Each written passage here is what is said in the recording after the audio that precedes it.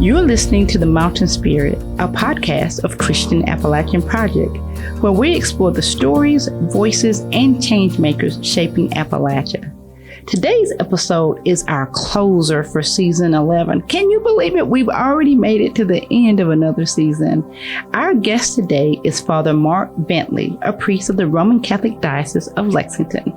Hi, Father Marc. Welcome to the show. Thank you so much. A pleasure to be here. Well, we're excited to have you as our closer for this. We always love to start with a bang and end with a bang. And so I'm setting the expectations very high for you already. All right, let's go. Let's go. All right, so then let's just start at the beginning.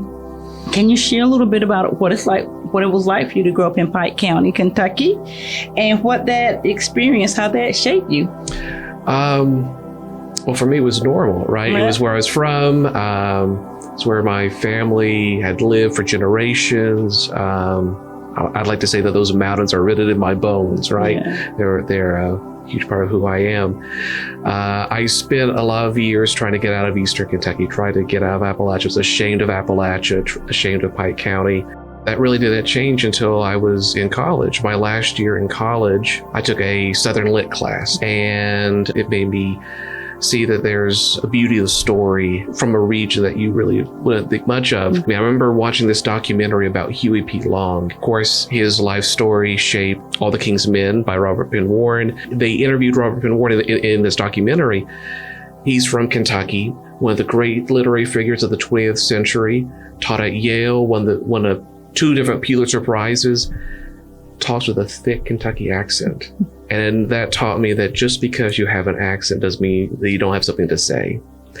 So I started getting more and more interested in Appalachian genealogy and all that. And I remember reading a quote from the author Lee Smith, who grew up in Grundy, Virginia.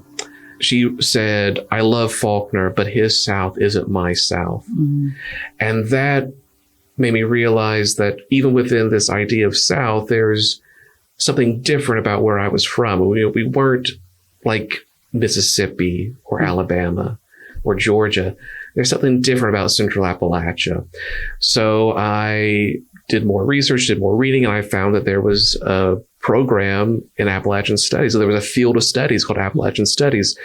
They had, and at the time, there was one grad school that had a master's in Appalachian Studies. So Appalachian State, Boone, North Carolina. So I applied there and I get in and moved to North Carolina for a couple of years to learn more about Appalachia. I really think I needed that time before I went into ministry. In formation, we have a saying, self-knowledge leads to self-acceptance, which leads to self-gift, that you have to know yourself and accept yourself before you can give yourself.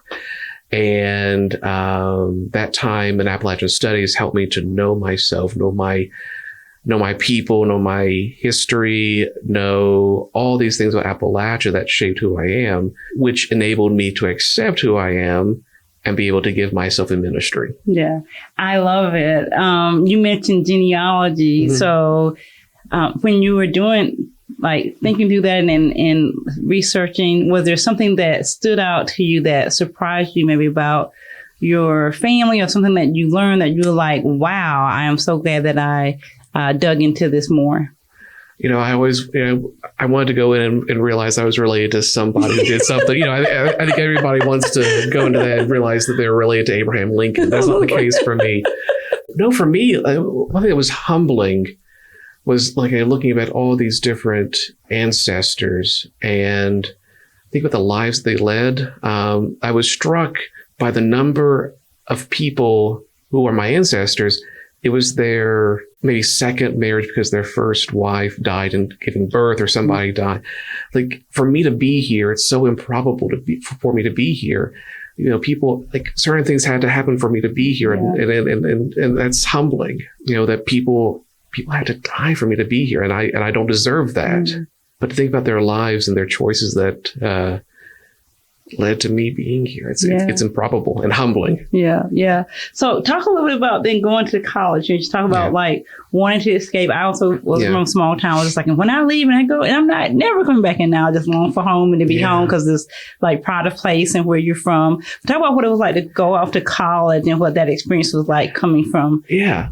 I mean, I went to Center College. So going from Eastern Kentucky to Central Kentucky, having a different background than a lot of my classmates, maybe sounding a little bit different than all of my classmates. But yeah, I was thinking, become a doctor, go to med school, get out in the world. God had a different plan for me. Thanks be to God.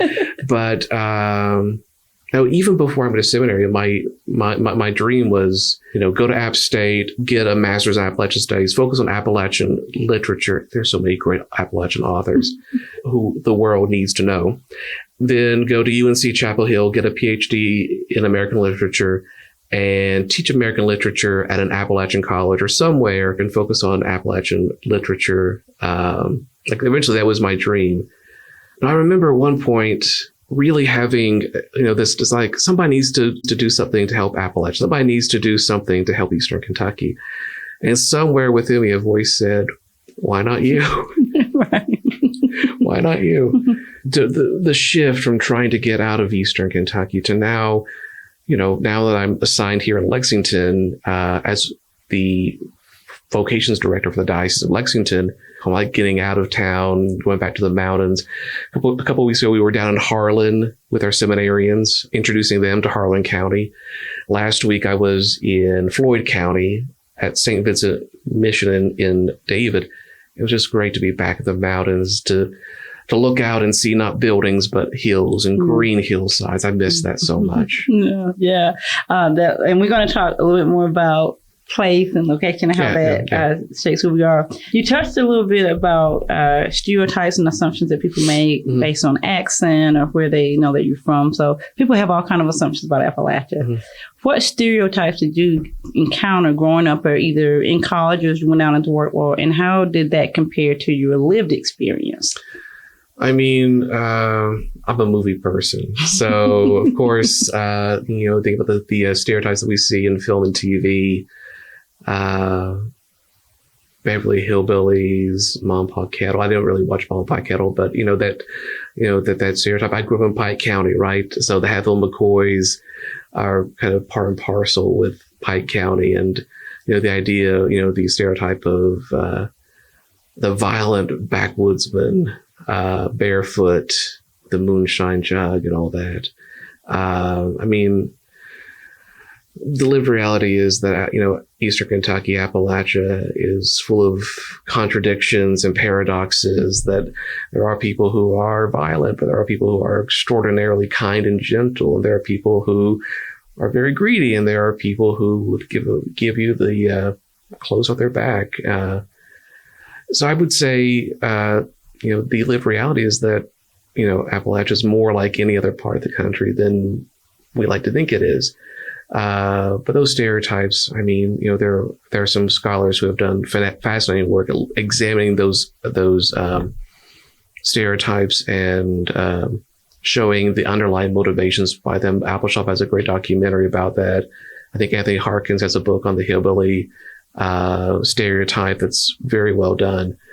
No, it's a stereotype that was meant to dehumanize and make it easier to collect resources. And the reality is that, it's much more complex than the popular imagination has it. Yeah. Do you think that made you self-conscious about being from Appalachia? Or do you think your family helped give you the foundation to be like, I can do anything if I put my mind to it?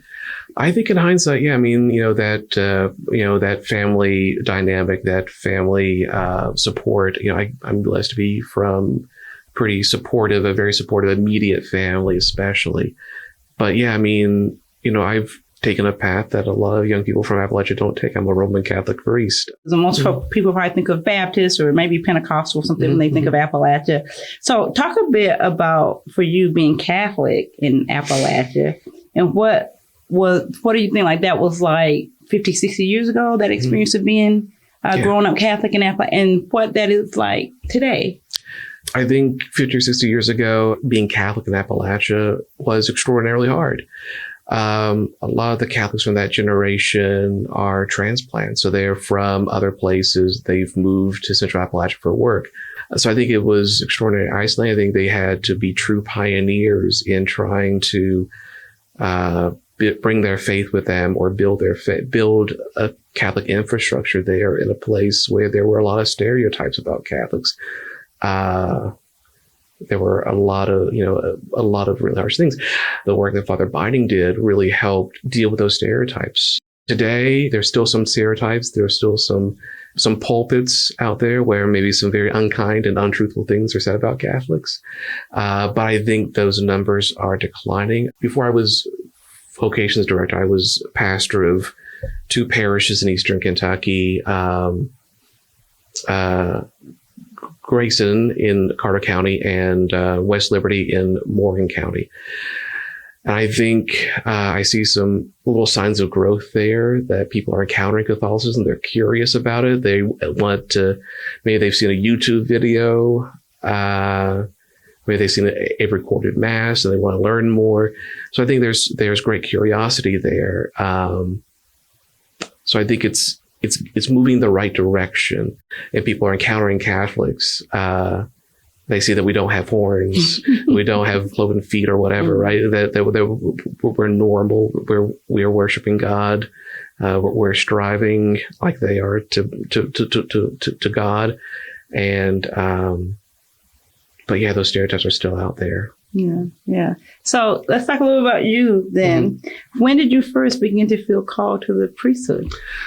Well, growing up, so I grew up in a United Methodist household. I wasn't baptized, but I did think about ministry. I thought I could be a doctor on the weekdays and be a preacher on the weekends, which is not uncommon in Eastern Kentucky, right? Bivocational pastors, not uncommon. But once I became Catholic, I was like, no, that's all in. That's so much. I went to church in Jenkins at St. George Catholic Church in Jenkins, and the Missionaries of Charity are assigned there. So they're the nuns that are founded by Mother Teresa. So these blue and white saris, they stand out. They're wonderful women. They said, "Oh, you'll be a priest someday. You'll be a priest." I thought, well, they say that to all the young men. They say that to all the new Catholics. I go to college, go to center, and really start getting involved there at St. Peter and Paul in Danville. It was in grad school. I had just started grad school, App State, Appalachian Studies Master's Program, 2-year program. I just started dating a friend of mine from college, God love her. Mm-hmm. And the tide toward ministry came again. And I realized I was 22, 23 years old, no wife, no children, no long-term job, not in a long-term relationship. If I was thinking about the priesthood, this would be the best time. So at first I thought I could just still date her and discern, and then I realized it wasn't right for her, it wasn't right for God. So I broke it off with her and started thinking about the priesthood.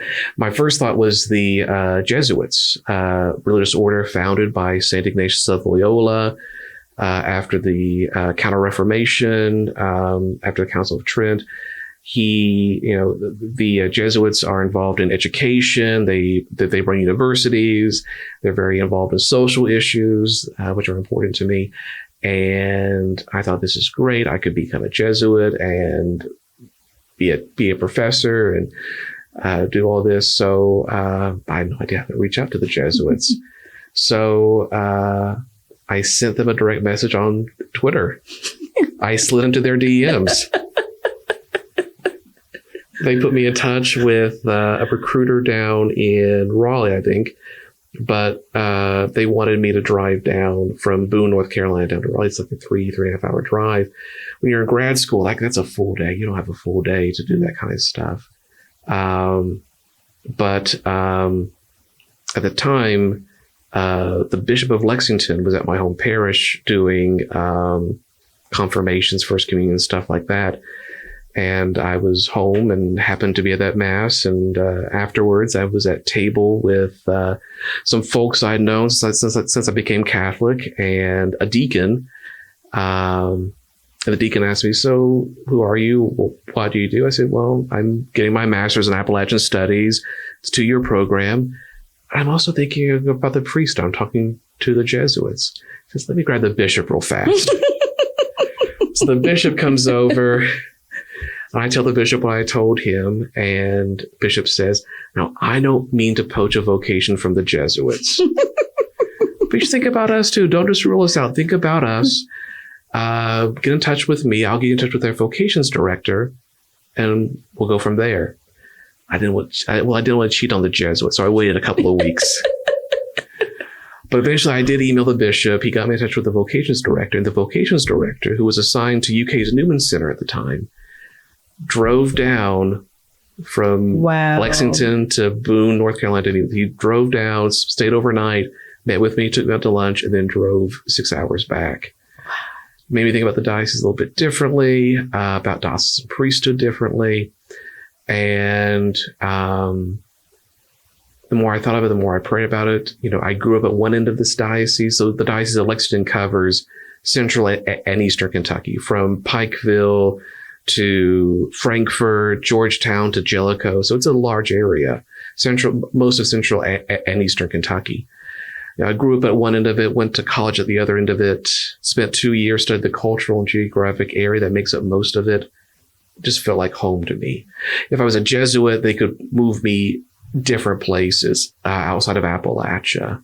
So there would have been no guarantee I would have ended up at Wheeling Jesuit University, for example. But with the Diocese of Lexington, I will only be assigned to central or eastern Kentucky. And now as vocations director, part of my responsibility is helping to form priests who will be serving in central and eastern Kentucky. That's really exciting. Yeah. Well, we're going to talk about that as well. Good. So how do you see faith, because we've talked a lot about faith, expressed or lived out within the Appalachian community? So not just in East Kentucky, you lived in Boone as well. So how does faith play a role in how folks live out life daily? I think it shapes every aspect of life. I think one of the great benefits of being in Appalachia is that we can live faith openly. I would do some work with some groups from outside, from like Massachusetts. They are always amazed that they can come down here and pray publicly. Nobody gives them a second look. I think faith gives many of us in the region a goal, comfort, a challenge. Right? I think faith challenges us perhaps even more so than it comforts us sometimes, which I think we need. Faith is such an ingrained part of the Appalachian experience for so many of us. Not all of us, but I think for so many of us. Yeah. Your generosity has a direct and positive impact in the lives of people in need in Appalachia every day. It is the unwavering support of faithful friends like you that make this work possible. Many of our supporters are beginning to plan and envision what kind of legacy they want to leave to support the causes that are near and dear to their hearts.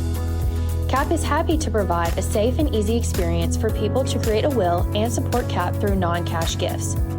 Through our partnership with Free Will, CAP offers our donors the ability to create a will online and alter it at no charge. Our partnership with Free Will also includes their Smart Giving Suite, which allows donors to give through their IRA, donor advised funds, and stock online, in addition to creating a will for free. In recent years, Appalachia has faced unrelenting challenges, including the pandemic, inflation, and back-to-back natural disasters. You can make a life-changing impact and leave a legacy of hope in Appalachia. To learn more about non-cash giving opportunities, please visit christianapp.org/more ways to give. How does your faith shape the way you understand service, especially in the places where you've pastored and the places where you grew up? The Son of Man came to serve, not to be served. And if we are called to be Christ-like, and Christ's life is service, humble service, self-emptying service, we're called to that too.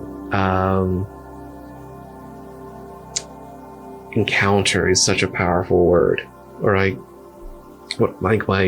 think my favorite story in Scripture is the woman at the well in John's Gospel. Encountering, meeting, crossing.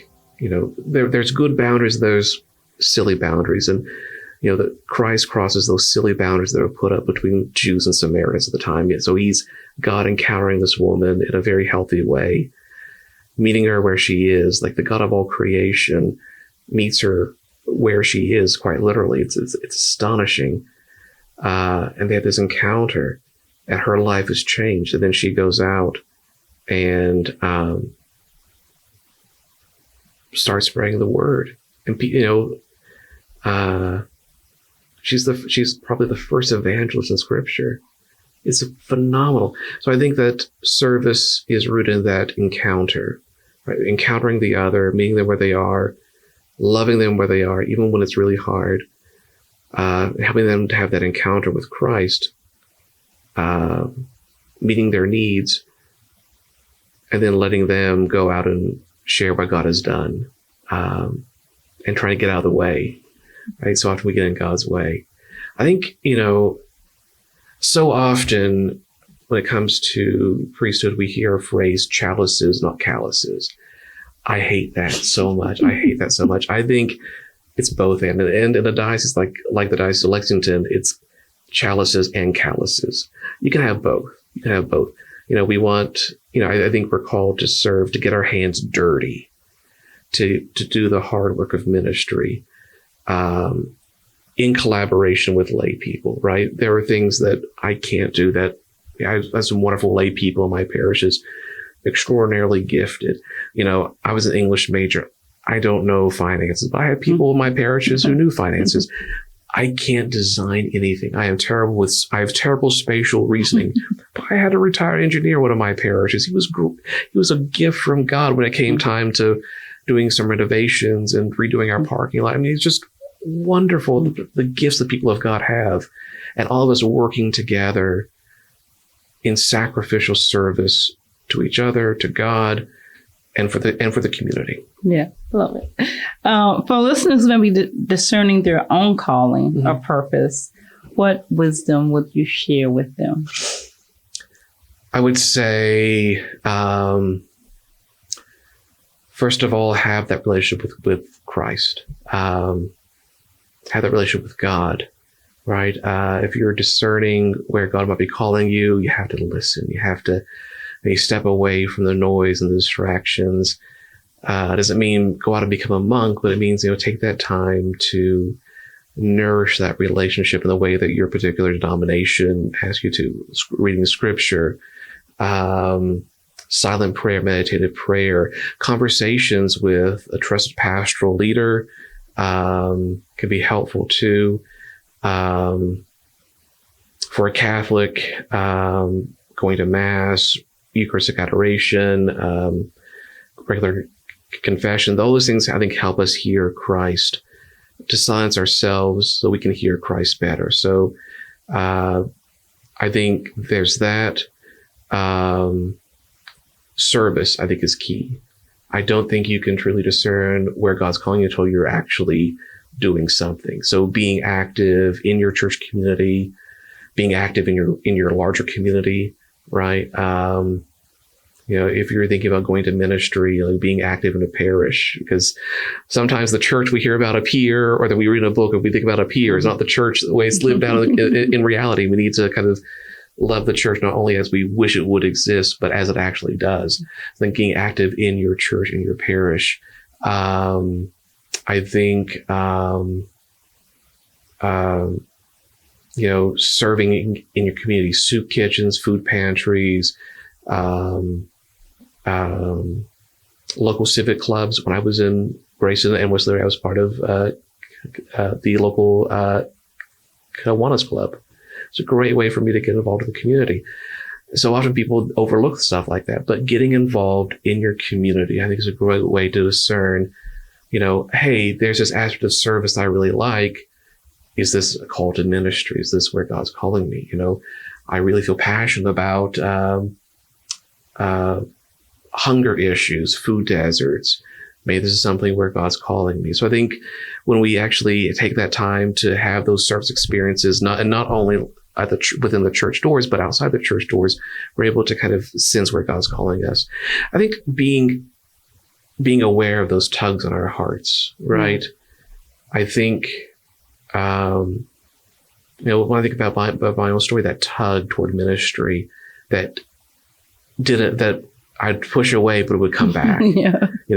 So if there's that tug towards ministry, whatever it might be, that might be from the Holy Spirit. I'd also say, don't do it alone, right? As I already mentioned, trusted spiritual conversations. A lot of Christian traditions have spiritual direction. That's a great avenue.